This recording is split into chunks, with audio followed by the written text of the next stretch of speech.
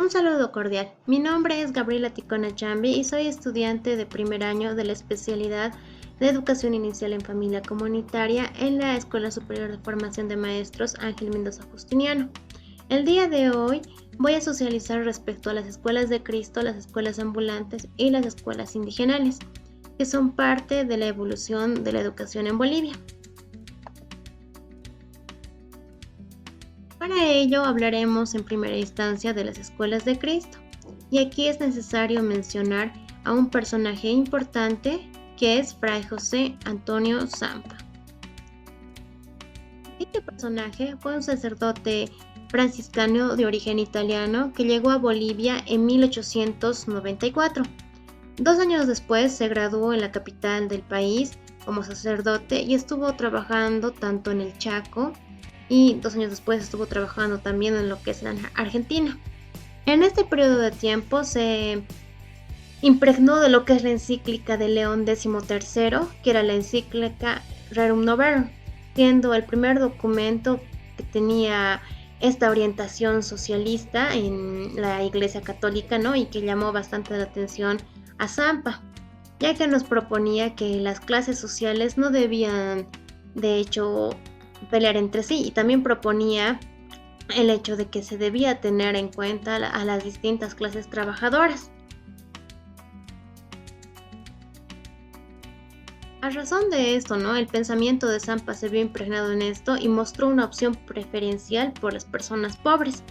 Como mencionaba, la Rerum Novarum era una carta abierta, ¿no? al obispado, a las personas que tuvieran ese documento, donde hacía la insinuación que las clases sociales no habían nacido para contraponerse mutuamente o pelear mutuamente, sino que debían trabajar en conjunto. Y también hacía énfasis en que no se debía considerar a los obreros como esclavos, sino que debía respetárselas, se debía darles un trato justo y una dignidad como personas.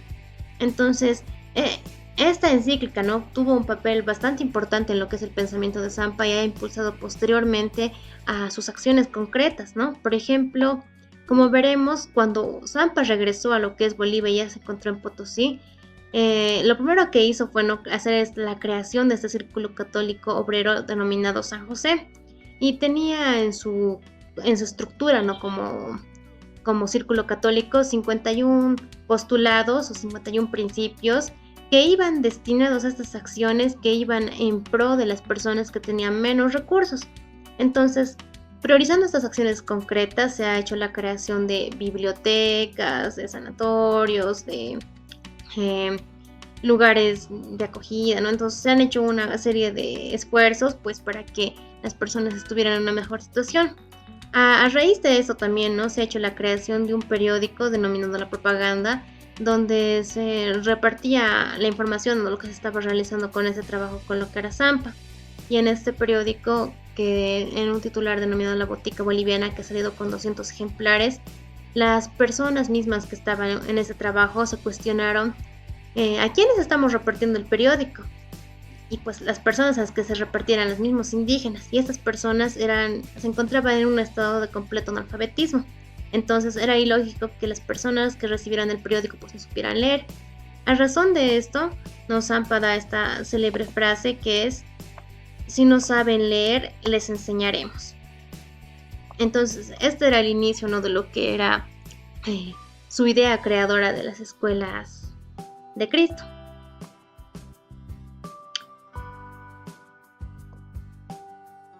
Entonces, una vez que se ha dado esta creación, ¿no? de esta idea naciente, el Círculo Católico ha creado un patronato de la infancia en 1907 y ha sido en un primer momento responsable de cuidar y sostener a estas escuelitas que estaban apareciendo y que en un primer momento traían a las personas, o bueno, a las familias, a estos niños que se encontraban en los cenizales, en lugares alejados. Entonces, con esto se ha inaugurado la propuesta de las escuelas de Cristo. Y nacieron con 4 instituciones, ¿no? Con un total de alumnado de 108 niños. En las escuelas de varones de la parroquia San Pedro, era de varones, ¿no? Las escuelas de niñas y 2 escuelas de niñas en la parroquia de San Juan. Estaban a cargo de estas escuelas tanto mujeres de Alcurnia como las hermanitas, que eran mujeres de Alcurnia Potosina y hermanitas religiosas, ¿no?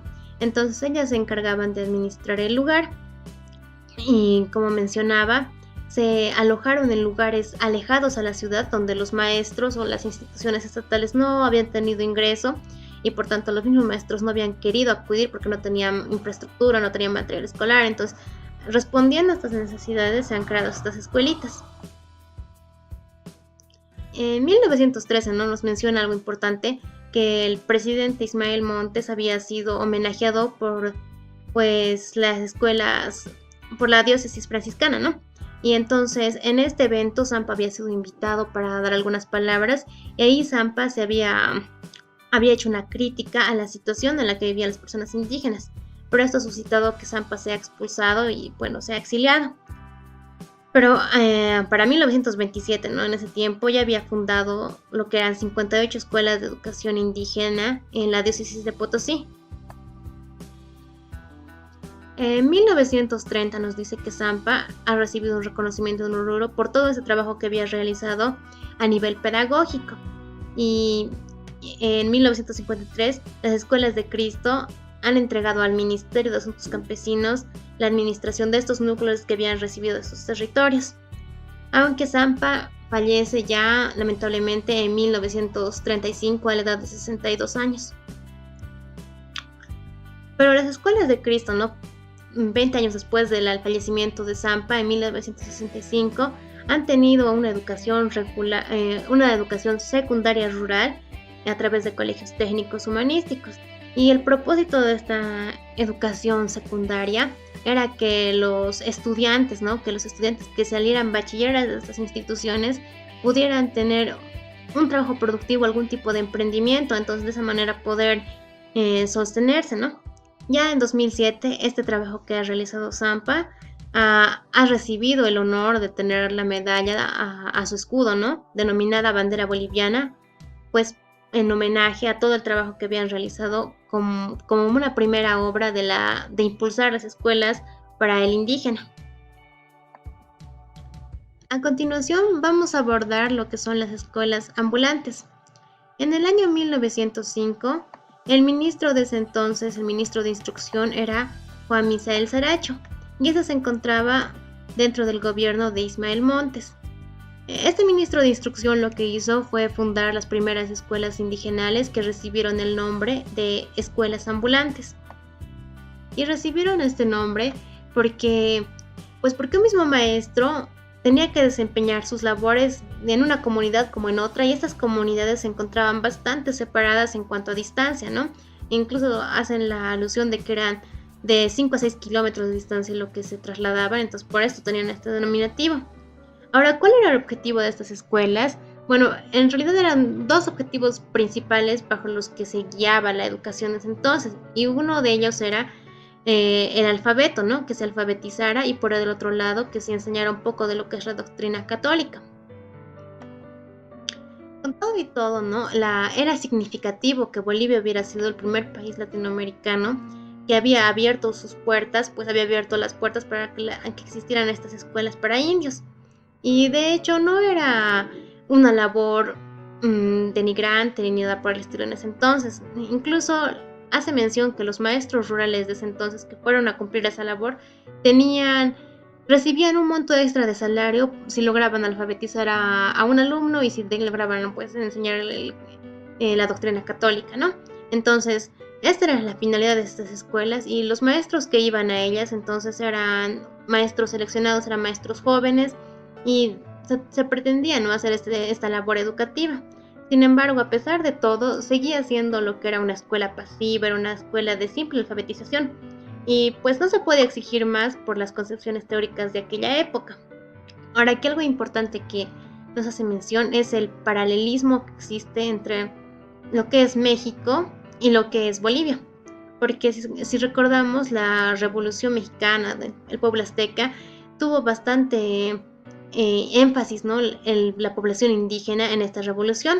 Sin embargo, a pesar de que había surgido todo este proceso, aún no se hacía eco en lo que era el ámbito social o político, entonces no se estaba dando la repercusión que se esperaba, ¿no? Y las escuelas indigenales creadas igual con este mismo enfoque de alfabetizar y de simplemente hacer algo teórico, no estaban teniendo frutos. Entonces, ese mismo paralelismo se ve en Bolivia, y algo que llama la atención es que incluso nuestras mismas prácticas bolivianas han sido tomadas en otros países donde sí se les ha dado la importancia. Entonces ellos sí lo han aplicado pues para que se dé este tipo de educación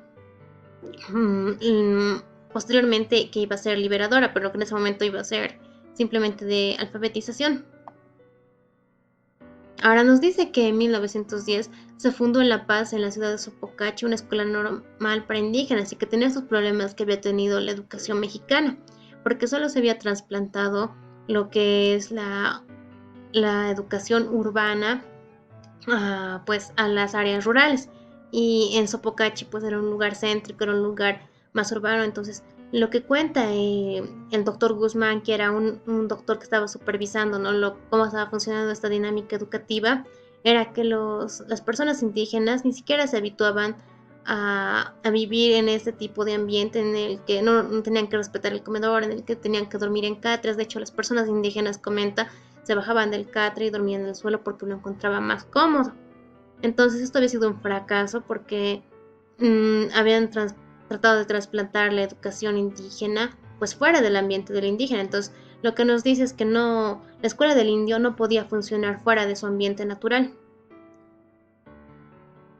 Entonces todo esto ha suscitado, ¿no?, un plano en el que condujo, ¿no?, a las escuelas indigenales. A finales del siglo XIX y principios del siglo XX, sin apoyo alguno, los indígenas han creado escuelas clandestinas en contraposición a estas escuelas, no que eran simplemente alfabetizadoras. Y estas escuelas clandestinas servían para que los indígenas pues recibieran ese aprendizaje que tanto necesitaban. A partir de 1914, dice que los caciques han gestionado pues han hecho distintos trámites, ¿no?, para gestionar la instalación de escuelas indigenales que debían ser sostenidas por el Estado o también debían ser sostenidas por las propias comunidades. Y aquí es donde surge la escuela Ayllu de Guarizata, de la que conocemos ampliamente, ¿no? Y ya en 1931, Avelino Ciñani junto a Lizardo Pérez han impulsado esta educación indígena al fundar la escuela Ayllu de Guarizata, y esta escuela ya era bastante diferente de lo que hemos ido viendo antes, en el que simplemente se daba un proceso de alfabetización meramente teórico, meramente pasivo. Entonces en esta escuela se buscaba que el estudiante fuera realmente productivo y que produciera ya no solamente conocimientos, ¿no?, sino algo práctico, algo concreto. Entonces se ha dado esta evolución de la educación que un tanto al principio era pasiva, a esta educación productiva, a esta educación que esperaba del estudiante algo más que simplemente pues repetir una teoría vacía. Entonces esa ha sido la evolución, ¿no?, de la educación, y cómo ha llegado hasta la escuela Ayllu de Guarizata, que tenía pues como fundamentos, uno, que el estudiante sea productivo, que se cuide tanto la alimentación como la higiene, y sobre todo, ¿no?, que no sea una educación pasiva y meramente repetitiva. Entonces, como hemos visto, esa ha sido la gradual evolución que ha existido a nivel de la educación en Bolivia, y pues que se sigue dando ese proceso con la actual ley 070 y la manera que se está implementando el modelo educativo. Pero eso ha sido el recorrido histórico que se ha dado de la educación en Bolivia. Muchas gracias.